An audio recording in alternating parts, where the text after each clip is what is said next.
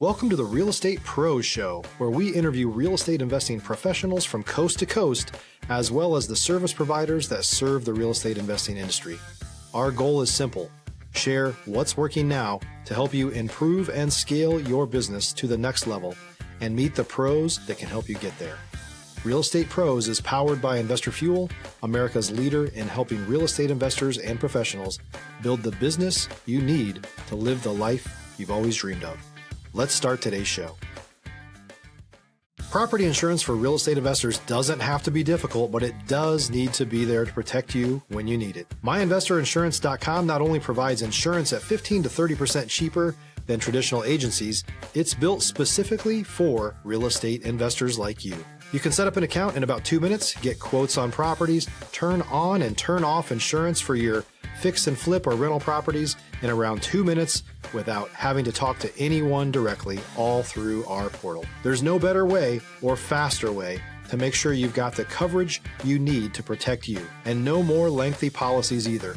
Once you're set up, you're billed monthly and prorated by the day for however long your policy is active. It's powered by MSI, the third largest independent MGA, with 1.5 million customers and more than $1 billion in cumulative premiums written.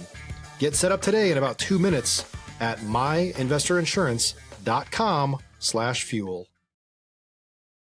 Hey folks, welcome back to the show. I'm your host, Dylan Silver, and today on the show I have Mike Miklaus, who provides professional mortgage services and advice to home buyers and property owners throughout the state of California. Mike, welcome to the show. Hey, thanks, Dylan. I'm really glad to be on your show. You have a great following, and I appreciate the opportunity to share what we're doing here in California. I'm always blessed to talk with new people and real estate entrepreneurs across the country. Today's no different. I always like to start by asking guests how they got into the real estate space.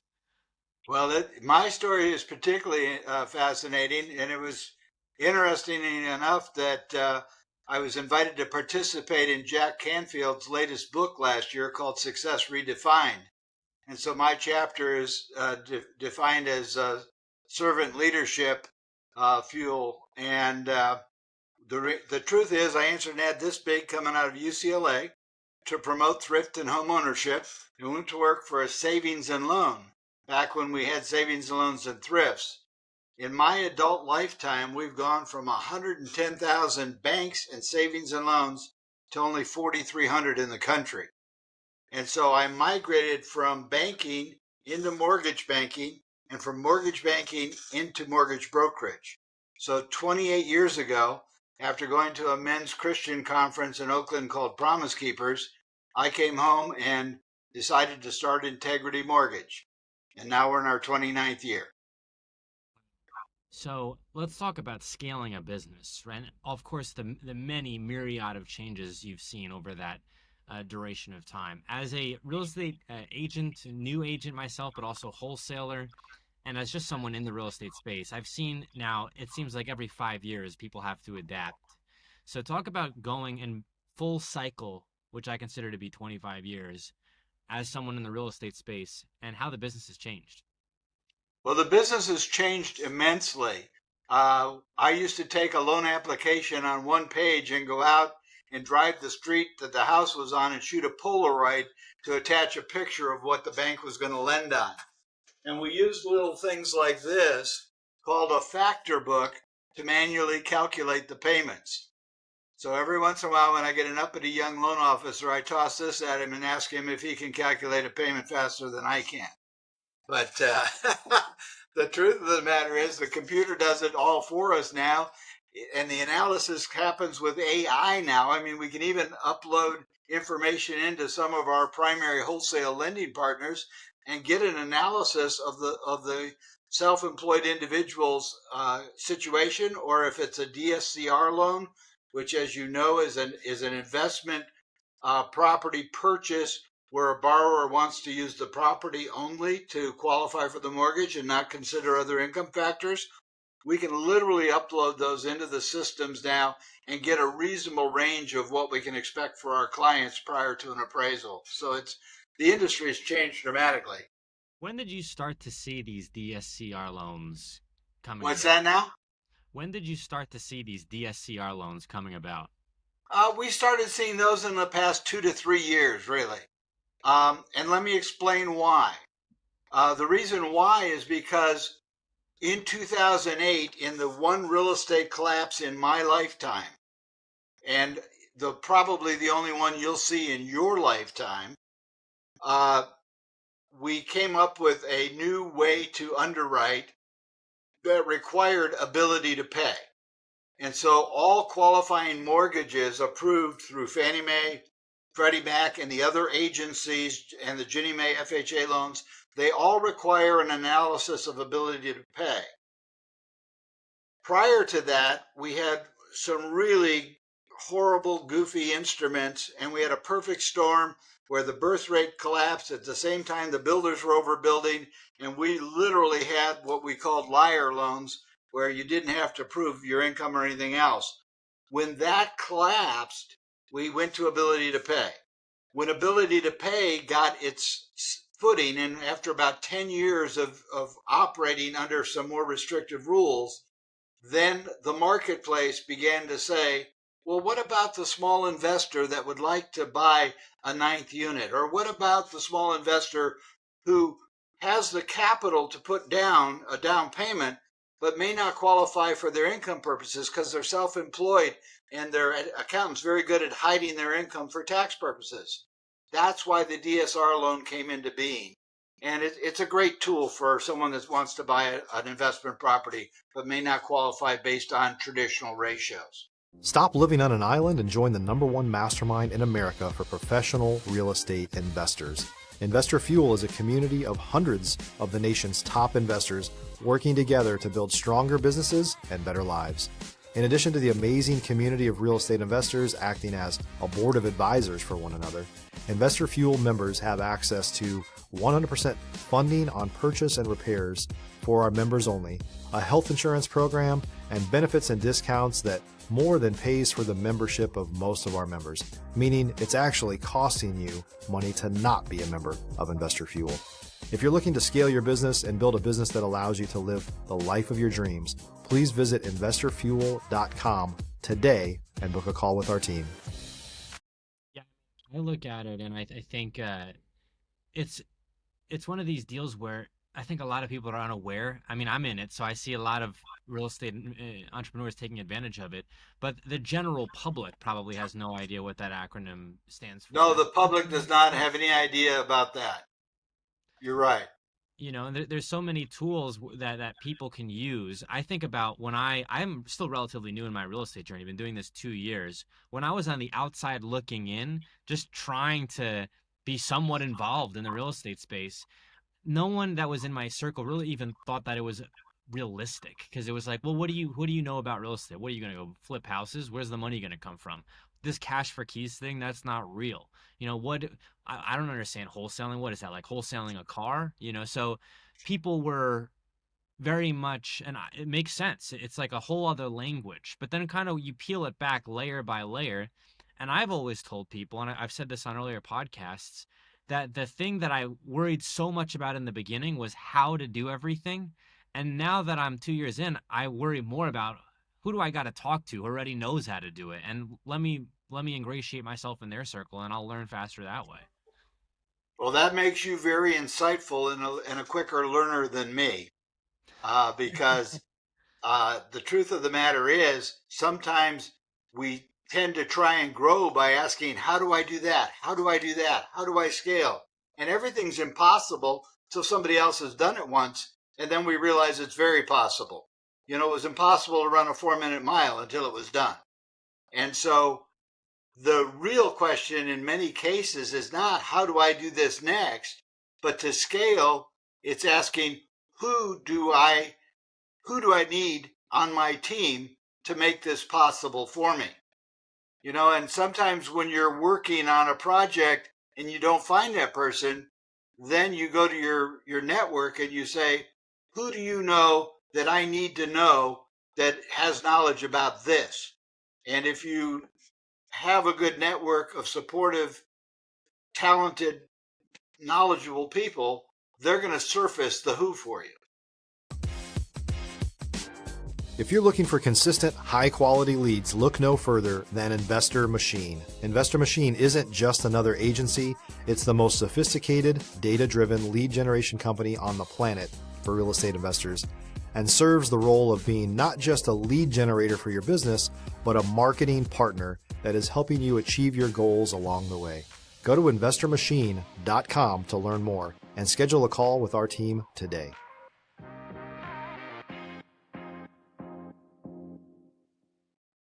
No question. I can't say enough positive things about networking and meeting the right people. In my journey, I call it like guerrilla networking or being a networking junkie. I do think it's a skill. I think that most people don't reference it as a skill.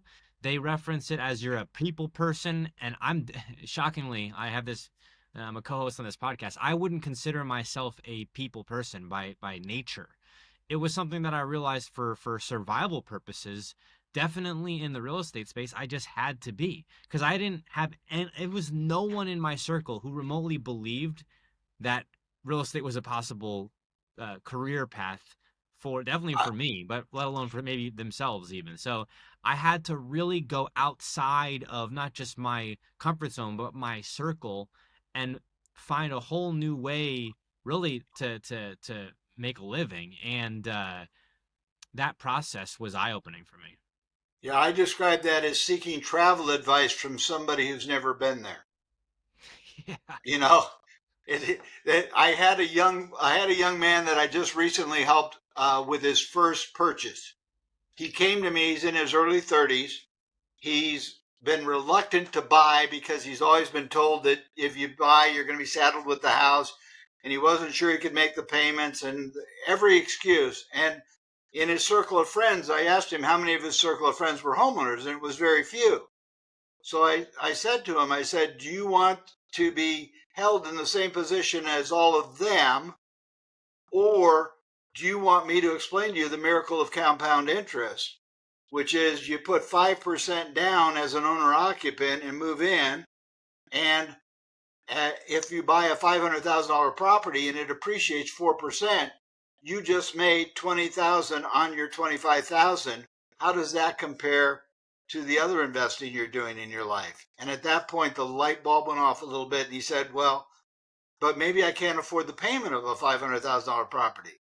And I said, well, then why don't we explore looking at buying a property with an ADU already on the property? Then you can rent the ADU, and that will help cover the payment, and you can have someone on your property do what you've been doing for somebody else already, which is you're already buying a property, you're just buying it for somebody else, because rent is 100% interest.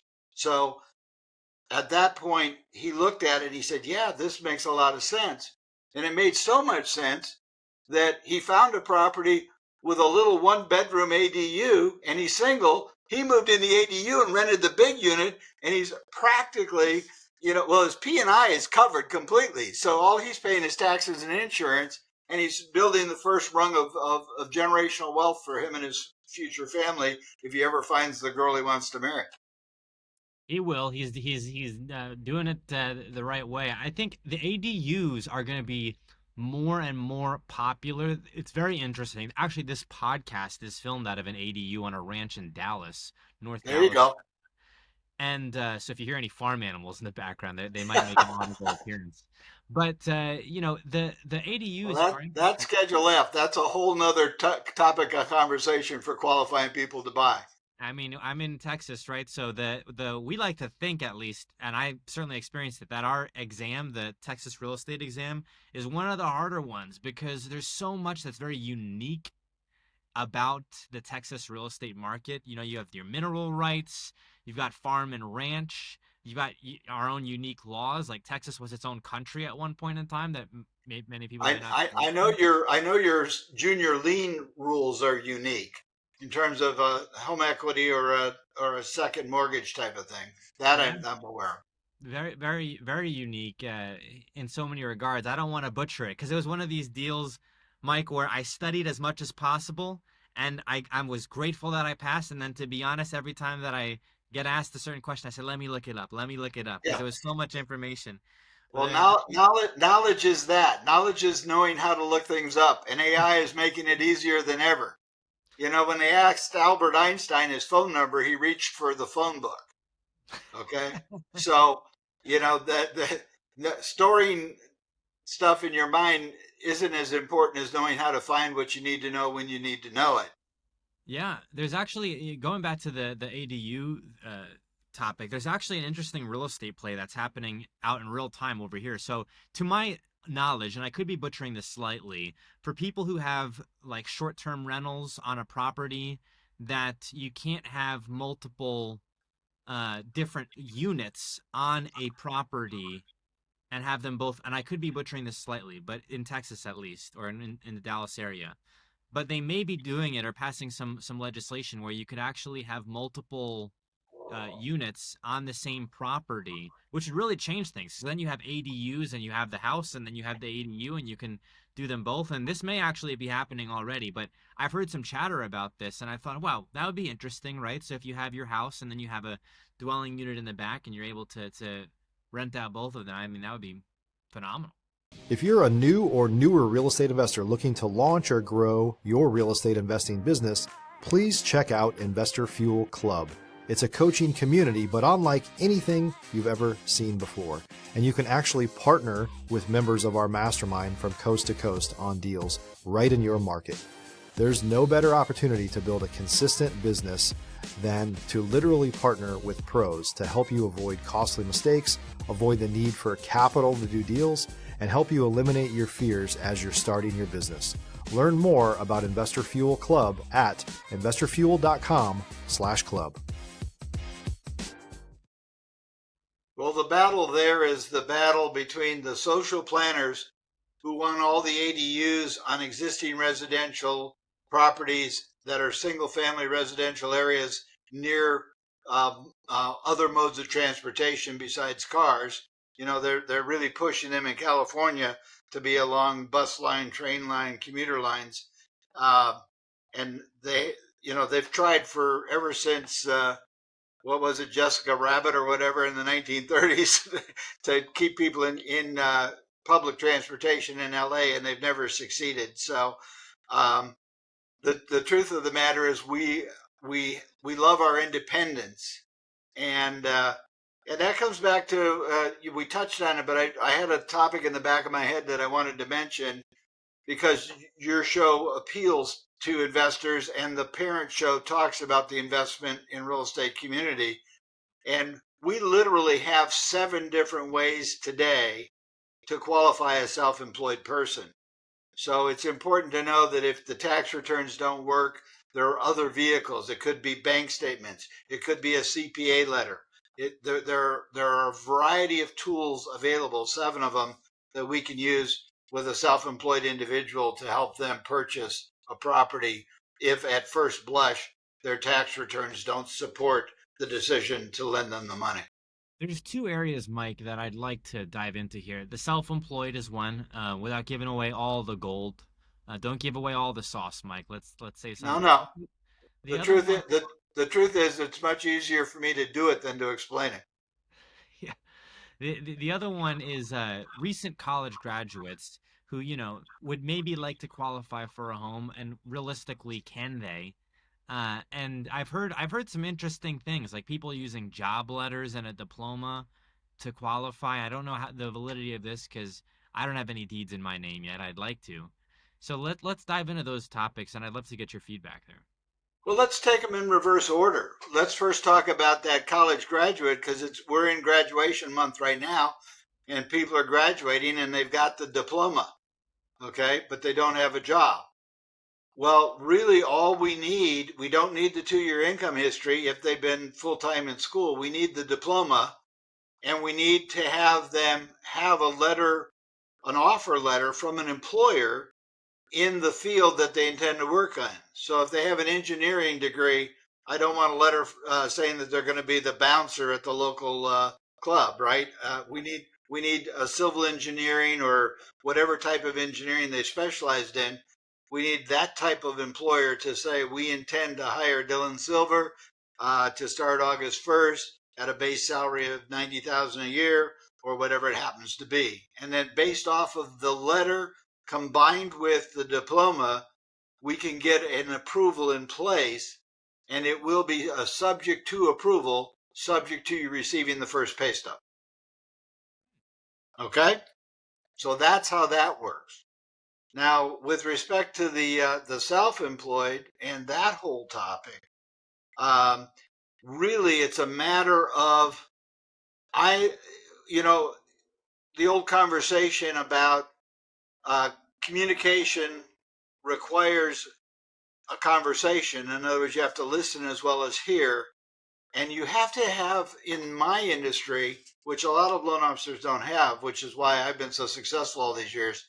If I could throw in a shameless plug, the National Association of Mortgage Brokers nominated me as Mortgage Broker of the Year in 2022 and 2023 for brokers with less than 25 employees. So they're either telling me that I've gotten the hang of it, or that, hey, Mike, it's about time for you to retire, but I have no intention of retiring. So because I love doing what I do. I love solving problems for clients. That requires an attitude of curiosity. That requires asking the second question, even when it's uncomfortable. Okay, we're showing farming losses on this property. Why are we showing that? Well, I've got this almond orchard, and the water rights have changed to where the water expense doesn't quite cover the lease of the almonds anymore. Okay, well, that's a material fact. How do we work around that? What's the prospect of when that lease comes up? What's the prospect of getting it rewritten with the water reclamation district? What's the prospect of? You have to ask the next difficult question to sort out how to structure the deal so that what's desired is accomplished, which is that the person buys that property that they're looking at. Yeah. And it can only be done if you're willing, to get in. It's just like if I was in meat manufacturing, nobody wants to see the sausage made.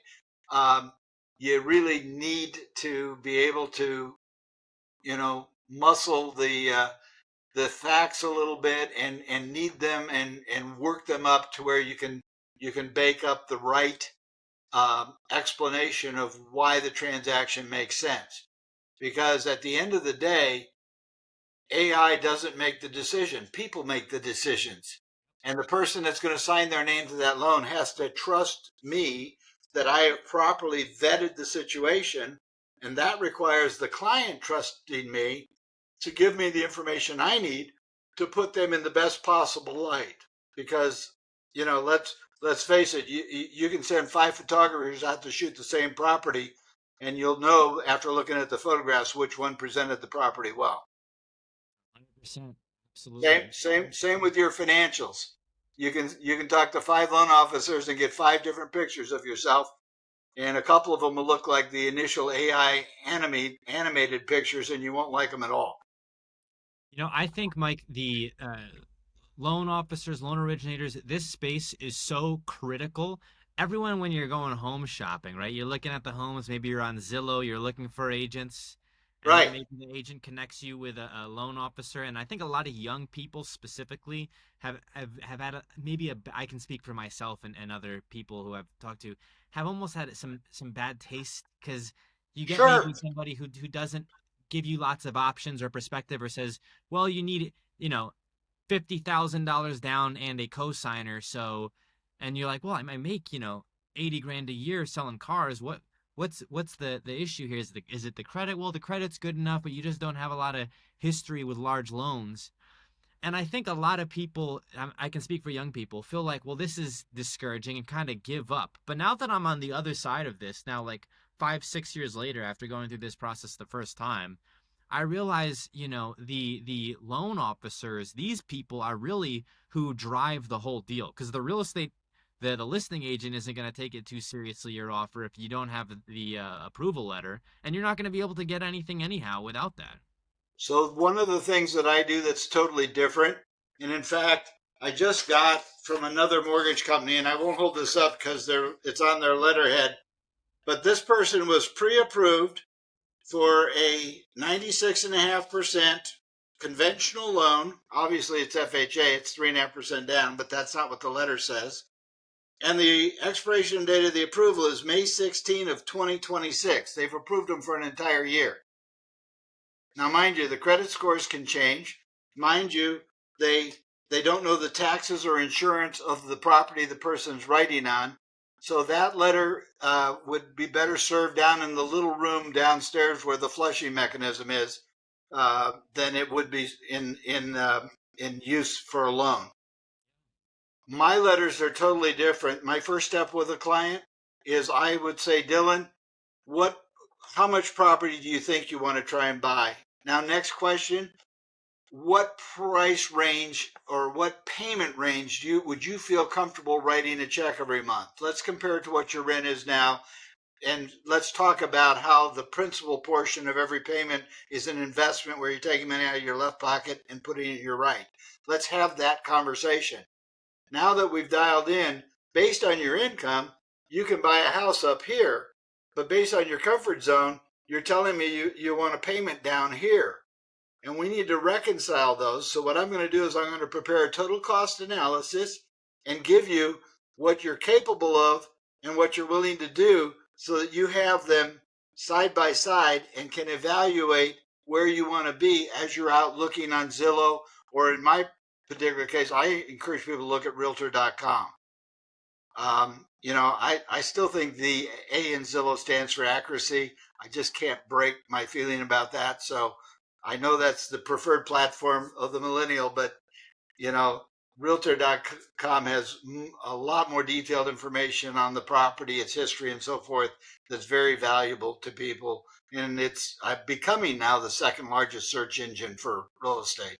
So, and it's tied directly to most metro lists. So that's the one I encourage people to use. But that said, I prepare my total cost analysis so that I'm your true mortgage advisor and I'm giving you choices, and then you're telling me where you want to be. Then when you go out with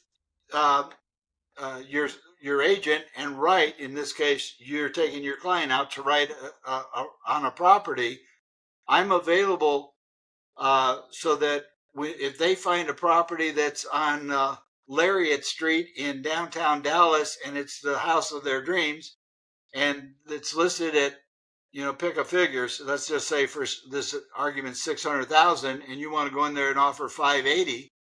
We're going to have the conversation. Dylan, would it be better for your clients to write the offer at 580, or based on the profile I have, they may need help with closing costs? Why don't we write it at 600 with a $20,000 credit from the seller, and then let's use the seller's money to get them in the house by paying their closing costs. And if there's any additional money, I may be able to buy down the interest rate and get them a lower payment than what I qualified them at. So let's try that strategy first, if that's agreeable to you. So the realtor and I have the conversation to work together to work on behalf of the client. Then my letter is property specific. It's addressed today. It says that we're making an offer on Lariat Street. It's for $600,000. It's addressed to the listing agent. And then you tell me when you presented the offer to the listing agent, and then I pick up my cell phone and say, hey, Linda Lister, I just wanted you to know that I have a really great, completely approved client. I've vetted their income, their assets, and their credit, and we're prepared to close in 21 days or less. So please give our offer serious consideration, because this young person really deserves their first property. Wow. That's how we work. If I'm the seller and I get an offer like that, I say, well, we got to put this one to the front of the line. Right. Oh, and by the way, the proof of funds is attached to my letter as well. I always provide properly vetted proof of funds so that the listing agent doesn't have to ask for it. Are most people who are providing mortgage services, that I would say doing that much outreach to the agents? No. That's why I've been very blessed to be in the top 1% of the industry. And, I've averaged a very nice mid-6 to low 7-figure income for the, last 28 years, depending on the year. It's amazing, that one touch. I mean, I'm thinking about this as a new agent, right? And I'm thinking about the offers that I make. I want to work with a lot with investors, and a lot of the things that we recognize is, well, if we're looking for fix and flip properties, we might not have the highest offer, right? But if we can Right. show proof of funds, if we can show a small option period, if we're saying we're going to close in 2 to 3 weeks, we're getting serious consideration to these offers, even if we might not have the highest offer, because it's compelling Exactly. versus someone else who is shopping, really. Yeah. See, I'm in the business of helping facilitate a purchase. I'm not in the business of helping facilitate writing offers. So how do we best how do we best structure the transaction to where the listing agent and the seller wants to take your transaction? And if the client needs financing, I need to position my financing to where it can compete with an all cash offer, because you're representing fix and flippers who would like to keep some of the cash in their pocket, keep their powder dry, because as soon as they acquire it, they want to start a 90-day or shorter window to go in and do everything. Let's rip the counters out. Let's get the marble in. Let's do all of the cosmetics we need to do to, put a little lipstick on this pig and turn her into a princess so we can resell it and or convert it to rental. Mike, we are coming up on time here. Where can folks go to get a hold of you? They can go to myintegritymortgage.com, myintegritymortgage.com, and subscribe to my YouTube channel. They can go to LinkedIn and find me under Mike Miklaus and click on my link tree, and all my connections are there. Or they can follow me on Instagram. Would love to have them. Mike, thank you so much for coming on the show here today. I appreciate you, Dylan. It's been a delight to talk to you, and I want to follow your career because I know it's going to be a good one. Thanks for joining us for today's Real Estate Pros Show. You can learn more about the amazing benefits of the Investor Fuel Mastermind community, including surrounding yourself with hundreds of other rock stars, 100% financing for your deals, and members-only discounts from vendors you're likely already using that, as a member of Investor Fuel, will save you more than the cost of your membership. Visit investorfuel.com to learn more. If you're interested in joining us as a guest of this show, please visit investorfuel.com/pros to apply. You can also check the show notes for access to free resources, how to get access to world-class lead generation, and much more. Don't forget to subscribe so you never miss another episode. Have a great day. We'll see you on the next show.